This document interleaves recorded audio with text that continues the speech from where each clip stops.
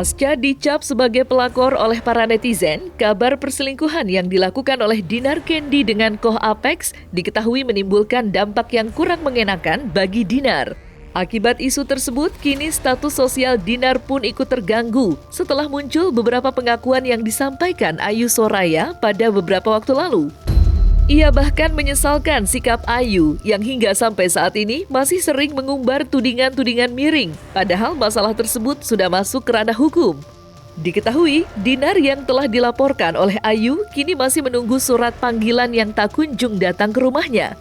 Lantas, benarkah Dinar akan mempermasalahkan hal tersebut? Dan benarkah Dinar juga kini sudah melaporkan istri sah Koh Apex itu ke pihak berwajib? Gak tahu itu surat panggilan kemana ya, aku tungguin beneran ke rumah gak ada. Gak ada panggilan. Ya tapi kalau ada mahnya berangkat lah BAP gak apa-apa, aman sih. Ada orang kita udah dari awal dilaporin juga udah ada. Dan itu memang kuasa hukumnya memang suka belain aku. Jadi kalau aku sih udah prepare lah, siap-siap, karena kan kita di dunia entertain ini kayak kasus ITE, kasus pencemaran nama baik, kita tuh kadang-kadang nggak sengaja, misalkan lagi talk show, kalau bukan temen kita omongin tersinggung ya bisa dilaporin gitu kan. Kita kan siap-siap ke sana kayak gitu. Aku kan udah banyak pengalaman lah dari 2017, 2018 aku sering dilaporin gara-gara pencemaran nama baik tuh gara-gara memang kita nggak tahu. Tapi kan kalau setelah dilaporin kita belajar, oh ini nggak boleh, ini nggak boleh, ini nggak boleh gitu. Jadi belajar juga kita. Oh enggak, dia udah tahu dari awal. Waktu dia live di TikTok itu dia sering ngomong, nggak mungkin guys aku suka sama Koh Ape, sedangkan Koh Ape itu punya anak istri. Di TikToknya ada foto aku sama anak-anak, dan di WhatsApp yang ditelepon DC itu profilnya foto anakku berdua. Sangat tidak mungkin, tidak mungkin. Apapun yang sudah terjadi, setiap orang bisa melakukan kesalahan.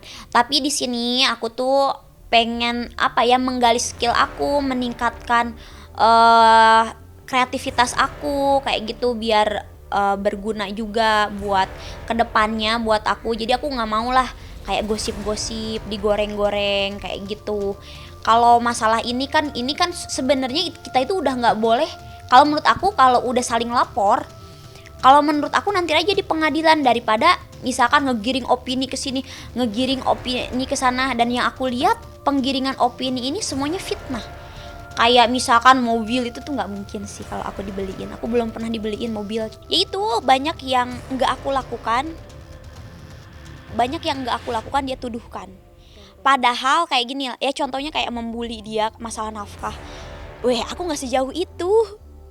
Nggak sejauh itu. Dan aku juga perlu kalian ketahui, kita harus jujur-jujuran di sini. Ya aku juga nggak dapat uang bulanan juga kayak gitu. Maksudnya kan ini kan orang-orang udah pikirnya tuh jauh banget kan.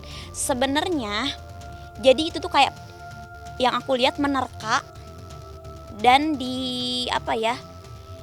jadi menerka-nerka terus dikatakan sebenarnya nggak boleh loh.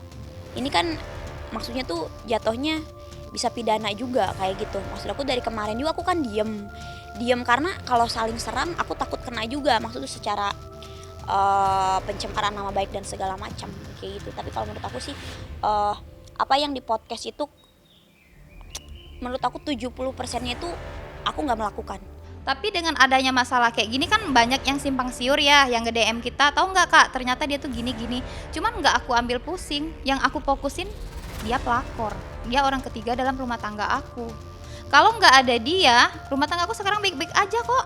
Suami aku aja nggak pernah kepikiran mau nikah lagi atau apa. Karena apa? Harta semua atas nama aku. Apapun yang aku omongin, ya kalian nggak akan percaya gitu ya. Ya udah gitu. Ya tunggu Koh Apex sama papahnya keluar lah di media nanti. Apa yang terjadi sama aku tuh mungkin ini udah kehendak di atas kayak gitu. Ini ujian, cobaan buat aku.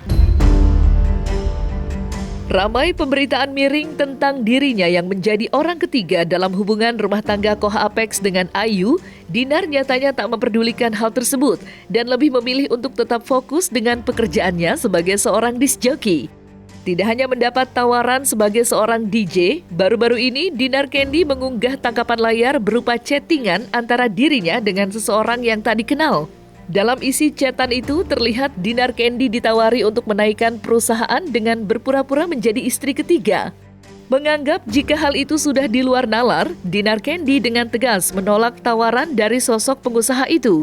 Lantas, seperti apa Dinar menyikapi tawaran tersebut? Oh iya, itu ada yang ngajak settingan. Sebenarnya itu kalau yang ngajak settingan ke aku tuh banyak banget loh pengusaha dari luar kota gara-gara kasus ini. Kayak misalkan, ih mau dong naikin perusahaan aku, Dinar bisa nggak ya dibayar? Misalkan ada yang nitipin ke videografer aku, ke si asisten aku. Ada juga dari orang lain kayak, berapa sih kalau settingan kayak gitu? Disangka settingan aku kayak gitu. Ini kan kasusnya memang beneran terjadi. Kalau settingan kan kelihatan pasti kayak gitu. Kalau ini kan memang ada pihak lawan ya kayak gitu.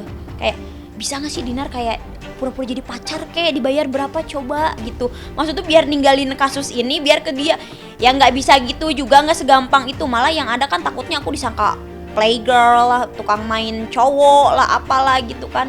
Kasus ini juga menurut aku sih udah berat buat aku gitu. Jadi gak lah, aku nggak main-main kesana. Kalau mau ngasih kerjaan, undang aku sebagai DJ atau sebagai apa gitu kesana, atau suruh nyanyi lah, bisa lah nyanyi dipaksain gitu kan. Kayak gitu. Tapi kalau buat settingan enggak lah, udah apa ya, udah panas kuping aku, udah nggak kuat dengan bulian yang sekarang juga gitu. Aku nggak tahu ya, digiring opini gosip katanya aku dikasih sama pengusaha Jambi. Ini selain dari Apek ya. Aku memang ada teman pengusaha Jambi, tapi dia pacarnya artis teman aku. Ya nggak harus disebutin kayak gitu. Nah, aku temen, jadi mereka itu pernah ngundang aku nge-DJ juga acara ulang tahunnya artis ini. Aku nge-DJ dan dibayar memang profesional. Dan memang si pengusahanya suka curhat tentang pacarnya gini-gini. Oh iya kayak gitu. Cuman kalau nyampe dia ngasih mobil tuh nggak mungkin, karena aku deket banget sama temen cewek artis ini. Dan kayak misalkan mereka ada masalah atau apa, curhatnya ke aku. Jadi temen deket gitu. Aku ya maksudnya tuh kalau dalam segi bisnis kayak gitu, memang bisnis itu harus siap rugi sih gitu. Tapi kalau memang nggak mau belajar bisnis, ya si uang dari show menurut aku beliin ke barang buat manjain diri gitu. Ada namanya Ibu Yuli, kita kolaborasi dulu. Aku banyak banget sedan juga ada. Jadi kan itu adalah video 2021 apa 2002, itu kan masih ada sedannya. Dulu tuh banyak banget mobilnya, cuman itu memang rental. Kayak misalkan kita kredit berapa, itu jadi kita nanti bayar dari kita bayar DP, kita bayar cicilan ke bank seperti itu dulu sama Ibu Yuli gitu. Nggak tahu Ibu Yuli sekarang masih ada, tanya aja lah dia saksinya kayak gitu. Cuman pas COVID ya tahu sendiri kalau COVID kan seperti apa, rental mobil, jadi tidak berhasil gitu. Di sana banyak rugi lah. Kalau aku sih apapun yang terjadi maksudnya itu silakan. Ya mungkin nanti kita lihat ya, maksudnya tuh tahun depan.